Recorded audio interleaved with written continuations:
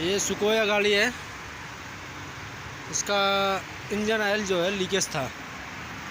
अभी इसको खोला है।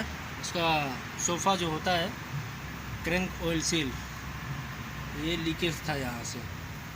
अभी इसको रिप्लेसमेंट करना है।